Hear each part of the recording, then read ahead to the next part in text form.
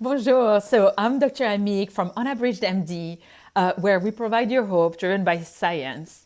If you are looking for rheumatologists that care in the Colorado area, I am she. My goal is to get you back to remission as fast as possible so that you can live your best life.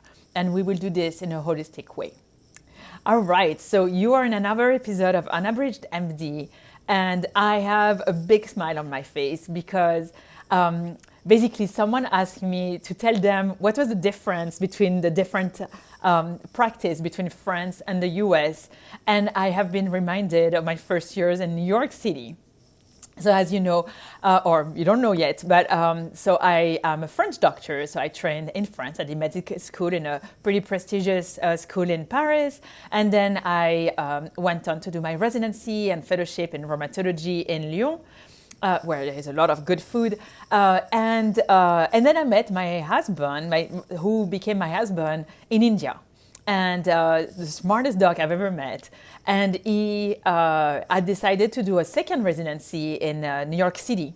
And so I asked him, I was like, hey, France is really wonderful. Do you want to come? You're becoming an expert at doing residency. So I asked him, I was like, come and do a third residency in France. I was like, no, I'm done. I'm like, okay, well, I guess that's fair. I'm going to do a second residency. So I came to the US. And my first day approached, I think it was like 3 days after our wedding. So I come here and I'm like, okay, New York City and in a hospital, and my husband did not tell me what was going to happen, did not warn me. And I realized later that it's probably because he thought that all the Westerners are the same. He didn't know. And so I opened the first room. So I was a resident again, right? So I do rounding, which is like going from one room to another to make sure that everyone is okay, to see what's going on, what's needed. And here I am like opening like, hello, I'm Dr. Amigues. And I don't have the time to finish, to say who I am. And I see something like projected across the room towards me. And I just had the time to close the door. And at the same time, I said, get out of my room. And I'm like, did I hear this right? Like, my English is not great yet. Like, what's going on? And so I'm like, okay, well, and at that point, I'm not smiling. I'm like, what's going on? No one told me that there's a demented person here. I'm not on the geriatric ward. What's going on? And so I'm like, okay, like I'm wondering, like, what happened? Like, is the patient having a seizure? Like, is there like some sort of like a confusion? Like, they need my help, So I open a little bit more close and I'm like, get out of my room. So, that was the first time and the first encounter I had with medical practice in the US. And very soon, like the curving learning curve was very, very fast, very tight. I basically discovered that patients did not do what I said. And so I was like, wait, what's going on? Like, I prescribe you this drug. Like, why are you taking it? And they're like, I did it. And I'm like, okay, well, why is that? And then it took me like time to learn, like I'm trying to pull, like what's going on? Like I'm here on your side. And then I realized they don't trust me. I'm like, hold on. I've just done like 2 trainings and I'm coming and I'm doing another training in the US and you do not trust me. Like, what do you think? I'm going to do something wrong to you? I'm going to hurt you? Like, what's going on? And so, then I learned about Tuskegee and I learned about all the things that, we aren't really proud. I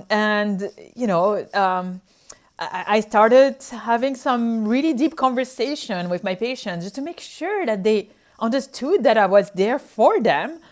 I never had to discuss this. Like, it was almost like, in France, you go to the doctor and they're like, yeah, whatever you will say, like, no problem.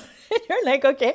And here I have like to explain why and the studies and like, here is what we should do. And anyway, this is your choice. I mean, it's always your choice, of course. But I was like, oh my gosh, no one really cares about me. Like, no one cares about what I have to say. It's all about like the studies and what has been shown and so on. And I was like, oh my gosh, like this is very different. It hurt my ego, I will tell you that.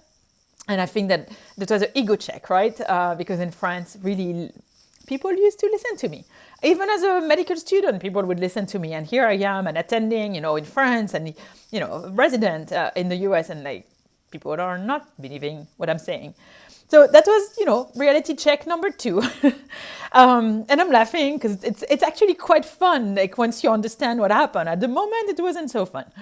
The third one is I learned Spanish real quick. I was very good at learning Spanish. I mean, it's, every single word that finishes in sion in French is exactly the same in Spanish. So I probably created a language of my own, just like trying to put an accent, like, ¿Dónde tu dolor? ¿Dónde, ¿Dónde es tu dolor? ¿Dónde te duele?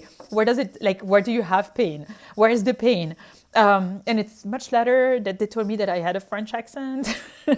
I didn't know that. So yeah, I learned Spanish pretty quick. I mean, at least my French/Spanish very quick. I also learned a word, DR to ER. So, some patients that decide that they want to be treated in the US, they come to I think it was JFK, and directly get into an ambulance to the hospital where I was training. So that was kind of an interesting first look. So the next one is the chain of command. The chain of command in France, we had the French Revolution.